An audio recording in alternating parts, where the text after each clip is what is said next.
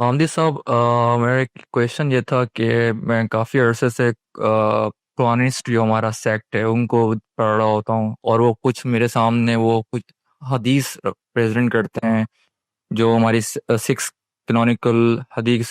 Books ہیں، وہاں سے ان حدیث میں سے کافی سارا جو کانٹینٹ مجھے دکھایا جاتا ہے اس میں وہ ہے کافی بلیسفیمس کانٹینٹ ہے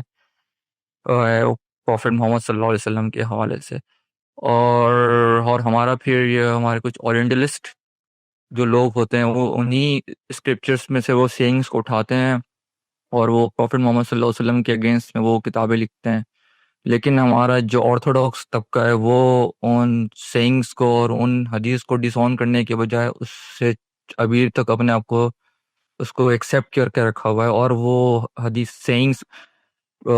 مسجد کے ممبروں سے وہ کوٹ بھی کی جا رہی ہوتی ہیں، اور وہ ٹوٹلی اگر ہم دیکھیں اس کو ڈیپ میں تو ٹوٹلی بلیسفیمس کانٹینٹ ہے جو حدیث کے نام پہ پریزنٹ کیا جا رہا ہوتا ہے۔ اگر انہی اسکرپچر تھنگس کو کوئی دوسرا بندہ کوٹ کرتا ہے تو اس پہ بلیسفیمی کا الزام لگا دیا جاتا ہے۔ اپنے بارے میں پہلے یہ فیصلہ کرنا چاہیے کہ آپ عام آدمی کی زندگی بسر کر رہے ہیں یا آپ نے کسی علم کو اپنا اصل کام بنا لیا ہے۔ اگر آپ ایک عام آدمی کی زندگی بسر کر رہے ہیں تو مسلمان کی حیثیت سے آپ کے پاس اللہ کی کتاب موجود ہے۔ اللہ کی کتاب قرآن مجید ہدایت کے معاملے میں کافی ہے۔ آپ اللہ کی کتاب کو پڑھیے، اس کو سمجھیے، اس کی تلاوت کریں، اس کو حفظ جاں بنائیں۔ اب تو اللہ تعالیٰ نے موقع فراہم کر دیا ہے کہ آپ بہت اچھی آواز میں، بہت اچھے لب و لہجے میں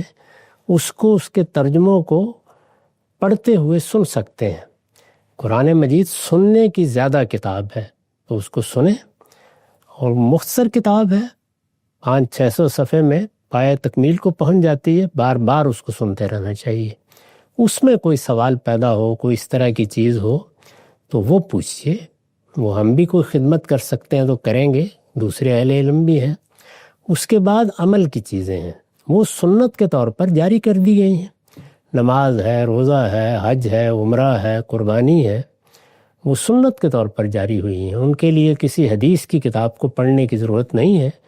وہ مسلمانوں کے اجماع اور تواتر سے جاری ہیں، پہلے دن سے ان پر عمل ہو رہا ہے۔ ان کے لیے آپ کو کہیں جانے کی ضرورت نہیں، قریب کی محلے کی مسجد میں جائیے، آپ جہاں بھی رہتے ہیں آپ نماز سیکھ لیں گے۔ روزے آئیں گے تو بچہ مسلمانوں کا اس کو منتقل کر دے گا۔ حج و عمرہ کے لیے بس احرام باندھ کے چلے جائیے، لوگوں کے پیچھے لگ جائیے، آپ ٹھیک کر لیں گے، حج بھی کر لیں گے، عمرہ بھی کر لیں گے۔ تو اس سب کچھ کے لیے کسی چیز کی ضرورت نہیں ہے۔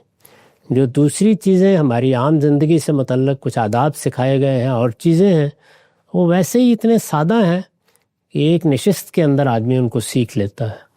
تو سنت پر عمل پیرا ہوں اور قرآن مجید کا مطالعہ کریں۔ یہ جو کچھ حدیث ہے یہ علماء کی چیز ہے، تو آپ اطمینان رکھیے، اس میں ظاہر ہے کہ انسانوں نے یہ واقعات بیان کیے ہیں، روایات بیان کی ہیں، ان سے غلطیاں بھی ہوئی ہیں، تو ان کی تنقیح کا کام اہل علم کر رہے ہیں،